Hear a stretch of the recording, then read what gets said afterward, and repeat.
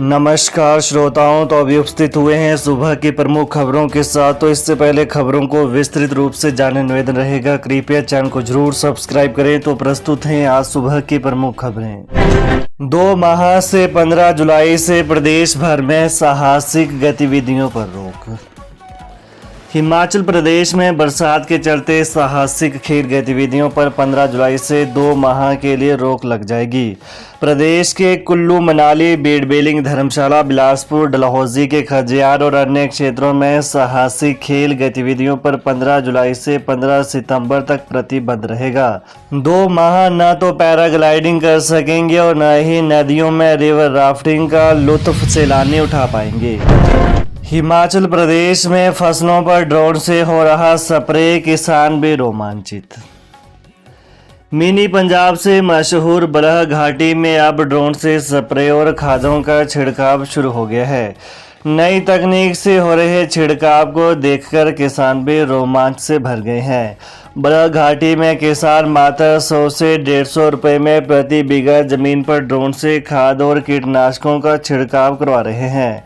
बलह की प्रशिक्षित drone pilot आरती order मिलते ही अपने ड्रोन और ई वाहन के साथ किसानों के खेतों में पहुंच रही है। लोन लेकर स्टॉक ट्रेडिंग में लगाया पैसा, ऊना निवासी ने 25,50,000 रुपए लुटाए। एएसपी ने की ये अपील। ऑनलाइन स्टॉक ट्रेडिंग में पैसा लगाने के नाम पर ऊना के एक व्यक्ति से शातिरों ने 25,50,000 रुपए की ठगी की है। पीड़ित व्यक्ति ने 11 अलग अलग ट्रांजैक्शन के माध्यम से शातिरों के खाते में पैसे डाले।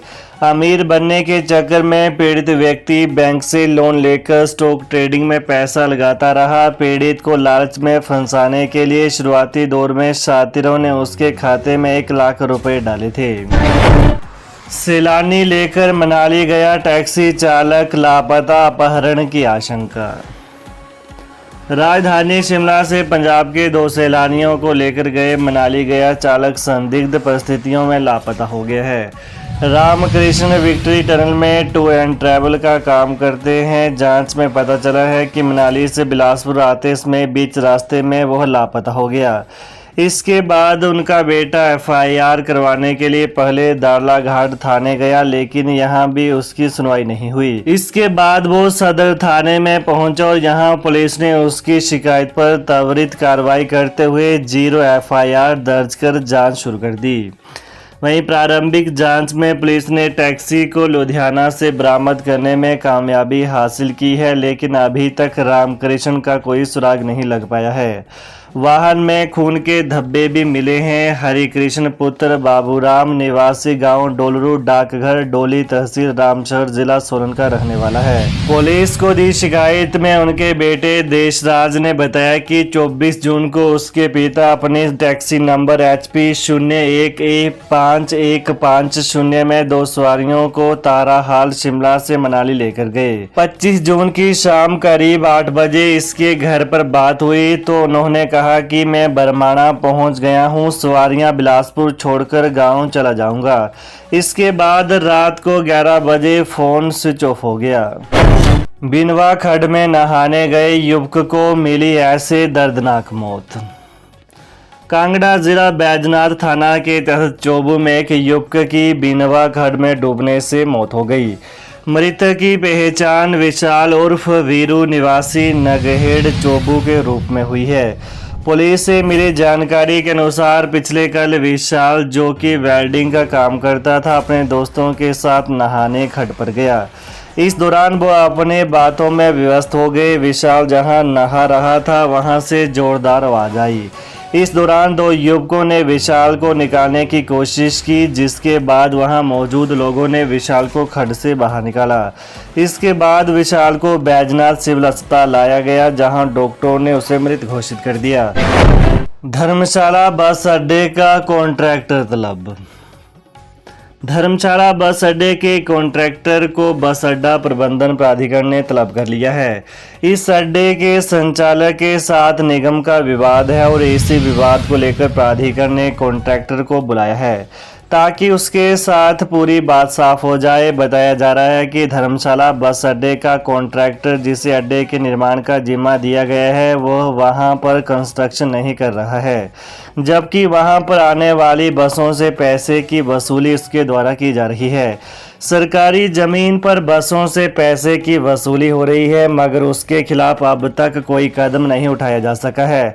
ऐसे में बस अड्डा प्रबंधन प्राधिकरण ने इस पर कड़ा संज्ञान लेते हुए अधिकारियों को कहा है कि कॉन्ट्रैक्टर को अगली बीओडी बैठक में बुलाया जाए। खुद उप मुख्यमंत्री मुकेश अग्निहोत्री ने इसका खुलासा किया है। इलेक्ट्रिक के स्थान पर 250 डीजल बसों की होगी खरीद, 350 चालकों की होगी भर्ती। हिमाचल को हरित राज्य बनाने के लिए प्रदेश सरकार की ओर से सिर्फ इलेक्ट्रिक बसें खरीदने की नीति में बदलाव होगा। देश में कहीं भी बड़ी संख्या में इलेक्ट्रिक बसें उपलब्ध न होने के चलते अब 250 डीजल बसें खरीदी जाएंगी। पिछले कल उप मुख्यमंत्री मुकेश अग्निहोत्री की अध्यक्षता में एचआरटीसी निदेशक मंडल की बैठक में यह फैसला लिया गया। एक एचएएस को नियुक्ति, 9 बीडीओ बदले। हिमाचल सरकार ने पिछले कल एक एचएएस को नियुक्ति देने के साथ 9 खंड विकास अधिकारियों बीडीओ के तबादले किए हैं। नियुक्ति का इंतजार कर रही एचएएस अधिकारी समृतिका को सहायक आयुक्त मंडलायुक्त मंडी के पद पर तैनात किया गया है। इस पद का अतिरिक्त कार्यभार जिला पर्यटन विकास अधिकारी मनोज कुमार के पास था। वहीं ग्रामीण विकास विभाग के 9 खंड विकास अधिकारी बदले गए हैं। पंचायतों में तैनात तकनीकी सहायक बनेंगे जेई। पंचायतों में तैनात तकनीकी सहायक भी जेई बन सकेंगे। पंचायती राज विभाग की ओर से जेई रूल्स में बदलाव किया गया है, जिसमें पंचायतों में तकनीकी सहायक के पद पर तैनात हजारों कर्मचारियों को राहत दी गई है।